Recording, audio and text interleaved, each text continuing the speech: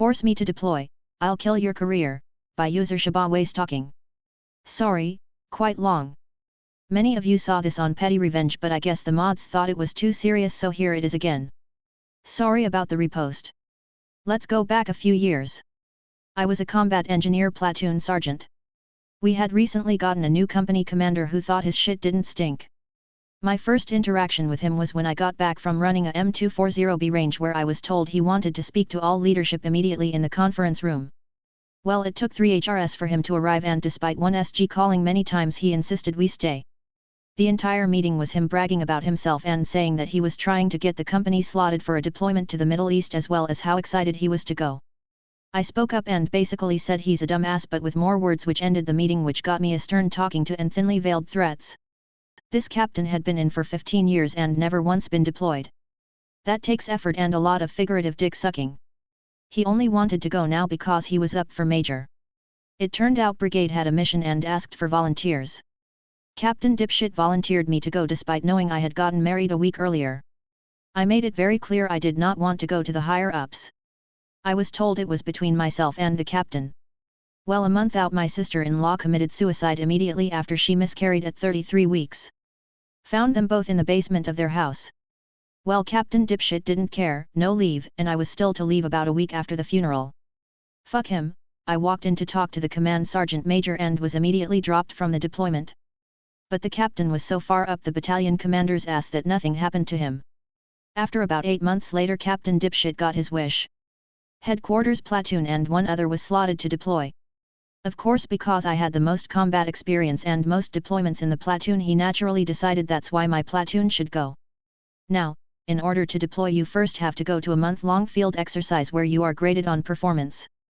This generally applies to the higher levels of leadership. By this time I was just pissed. So I got my squad leaders together and improvised a few missions. First, everyone was to follow the CPT's instructions as literally as possible, no matter how dumb, and not to give any advice. This led us to getting absolutely destroyed in training, which was glorious. Secondly, and most importantly, was the psychological aspect. So, this dipshit commander would go to bed nightly at 2100 no matter what. In the deserts of California you can find all sorts of creepy crawlies to slip in a sleeping bag while sprinkling juice on his uniform. They'd also periodically hide some of his gear or render his rifle inoperable. So for days this went on. Poor guy slept very little because I ensured his tent was set over top of a beehive. These bees hated any vibration and loved juice. The dumbass never realized why he was constantly getting stung. As we were to be falling under a new brigade, I had to go meet the higher ups, and wouldn't you know it, the COL we were set to fall under turned out had been my first company commander, who I got along great with. I pulled him aside and called up my squad leaders, where we basically told him Captain Dipshit was going to get someone killed, pointed out his erratic behavior and the overall poor performance. Needless to say, he was quickly relieved of command, career killer, and sent back to work in an office where he belonged. As for myself and my platoon, I still didn't want to go, but the new company commander was my old platoon leader from my second deployment, plus I couldn't let my guys go without me. Turned out it would be my last deployment, as some injuries force you out of the military, but everyone came back alive. Edit. I sent a text to one of the old squad leaders because for the life of me I couldn't remember exactly what the deal was with the captain. He had been a E4 prior to becoming an officer. Clearly I did not care enough to retain that information. Bad Boyfriend Takes the Walk of Ultimate Shame, by user Mac_Oxonfire. From a good friend who lives in South America. Not my story, hers. This happened about 16 years ago. My friend, let's call her Maria, had been dating a guy called Oscar for 2.5 years or so when she found out on the grapevine, if you live in a small town, you'll understand, that Oscar had betrayed her. He'd been to a party, got a girl drunk and slept with her. News of his actions had spread as gossip does. The worst part of it was that it seemed that it wasn't the first time that it had happened by a long shot. Well, Maria heard and plotted revenge. She invited him to her flat for a special afternoon of fun with her and her friend Vanessa. Oscar could not resist temptation, so he went. Picture the scene. He goes into the building where she lives, gets into the lift to go up to the 10th floor to get to her apartment. He rings the bell. He can hear music playing from behind the door. She opens the door and he walks in, and sees that both his girlfriend Maria, her friend Vanessa are there, each wearing a sexy silk negligee. Maria is holding a blindfold, and tells him to wear it. He agrees, and she puts it on him and tells him to strip naked. While he was busy, Vanessa put her clothes back on, walked out the apartment, leaving a doorstop to keep the door open, and called the lift. "That's an elevator to you Americans." She then walked back in, grabbed Oscar's clothes, and threw them out the window into the car park below. She then left the apartment and went down the stairs, ringing doorbells as she descended. Maria had been leading Oscar around the apartment disorienting him, and then led him out the apartment, closed the door behind her and got in the lift alone, calling him an unfaithful asshole whose clothes are in the car park, before the lift doors closed.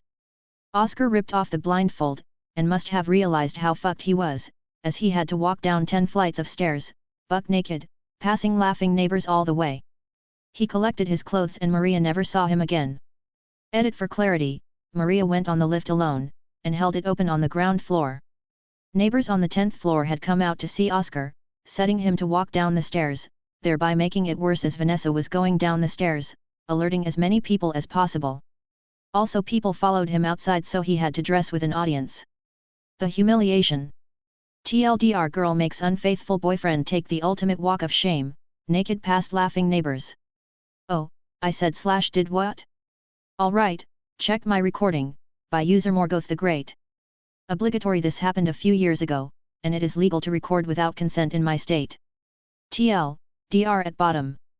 Alright, so some years ago, I used to work for a major tech company. I had to move around floors a lot because I was in charge of the tech side of keeping business running smoothly for those that had to communicate with customers, clients, etc.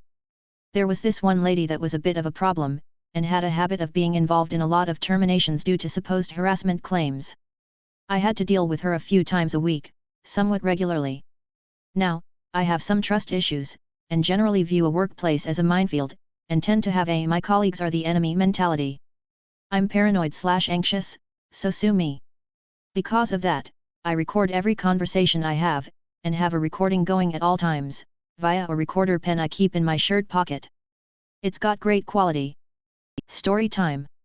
I was doing some work, after completely replacing the computers and many of the tech on her floor, and I had to walk behind her, and several other people, who were at their desks working. One of the several keyboards I was carrying out of the confined space hit the back of her chair while I was walking and talking into my headset to a colleague. She turned around abruptly and glared at me, but said nothing. I finished my work for the day and went home. Next day, I get in, am met by security and taken up to the HR floor.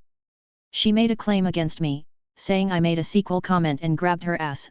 I was being terminated.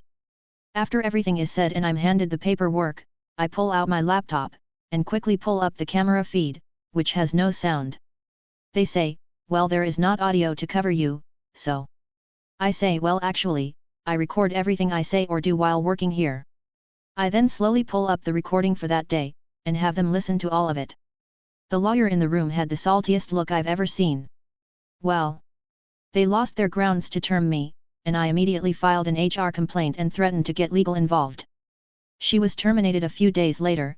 Around a week after that they ended up going after her for embezzlement because they do a basic full investigation into somebody terminated, and found she had been stealing company money through an expenses card. It was apparently a lot, because some time afterwards she ended up doing time. Was a great experience. And it justifies viewing your coworkers as enemies and recording them. Also, never trust HR. Edit 1.5, I removed the branding from the pen years ago, but I got it on Amazon for like $40. I think it might be one of the following brands though. Amego, Home Life Digital, or Jaswill. I honestly don't recall. It's not voice activated though, it actively records at all times while on. Ignore this edit, see edit 4 for the pen brand. Edit 2, apologies for the slow replies, typos, and missing chunks. There is more to the story and bits I forgot. I have a very bad memory and tend to forget things very fast. P I could only have my head put through the wall so many times as a kid by my old man before there's some functional issues in the OL electric meat bag. I'll try to answer as many questions as I can. Edit 3, also, to the people sending me DMS or replying with accusing me of being a sexist/women hater/fascist/incel, are you okay? Do you need a hug? I don't have a problem with women, but it seems like some of y'all might be projecting. Edit 4, I am 90% confident the pen was a Brookstone product I got at a discount from when my sister used to run a Brookstone location. I think I was wrong in the original edit about the brand. Edit 5, how would he grab her if she was sitting? The office chairs had gaps through which that is plausible. Also, my laptop wasn't a recording device, it had access to the camera system that surveyed every floor. TL, DR, I am accused of physical/verbal sexual harassment and/or assault. I use a recording device and cameras to prove otherwise. Her being terminated goes brrrrrrrrr. Edit 6, a lot of armchair lawyers, armchair techs, etc. in the comments. Yes, I had access to the cameras, I set them up. Yes, I had a laptop with access, I set it up. Are y'all alright?